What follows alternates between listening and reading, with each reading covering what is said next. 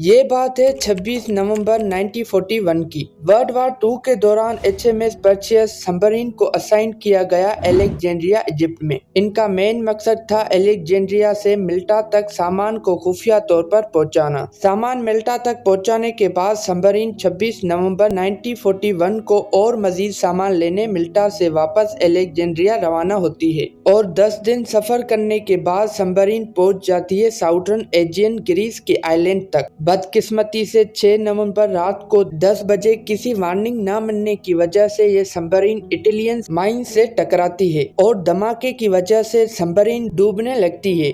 इसमें 59 crew members और 2 passengers, जिनमें से एक था जॉन केप, जो किसी मौजूदाना तौर पर जिंदा बच जाता है। माइंस धमाके के बाद सबमरीन की सारी लाइट ऑफ हो जाती है और ये 170 फीट नीचे समुद्र की गहराइयों में पहुंच जाती है। पर वहाँ केप्स हार न मानते हुए सबमरीन के अंधेरे में किस्मती से एक फ्लैश लाइट ढूंढ लेता है और इंजन रूम की तरफ दौड़ता है, क्योंकि ये एक ही रास्ता था एस्केप चेंबर का जहां से बाहर निकला जा सकता है। इंजन रूम के करीब फ्लैश लाइट की मदद से केप्स 2 और क्रू मेंबर को जिंदा ढूंढ लेता है और ये तीनों इंजन रूम में एस्केप चेंबर की तरफ बढ़ते हैं और रूम के ऊपर इन्होंने एस्केप सूट देखा, लेकिन बदकिस्मती से ये सूट पानी के नीचे 100 फीट तक ही टेस्ट किया गया था और सूट में सिर्फ 100 फीट तक ही ऑक्सीजन था, जबकि ये 171 फीट नीचे थी। मतलब 71 फीट इनको ऑक्सीजन के बिना तैरना पड़ेगा और उससे पहले स्ट्रीम में किसी ने भी ऐसा नहीं किया, लेकिन इनके पास और ऑप्शन ना था, तो बिना कुछ सोचे अपने साथियों को एस्केप चेंबर से बाहर निकाला और बाद में खुद बाहर निकलने में कामयाब हो गया। वो सबमरीन से तो बच गए, लेकिन 71 फीट नीचे से पानी के ऊपर तक पहुंचना कोई आसान काम नहीं, क्योंकि पानी के ज्यादा प्रेशर की वजह से बॉडी में दर्द, पैरालिसिस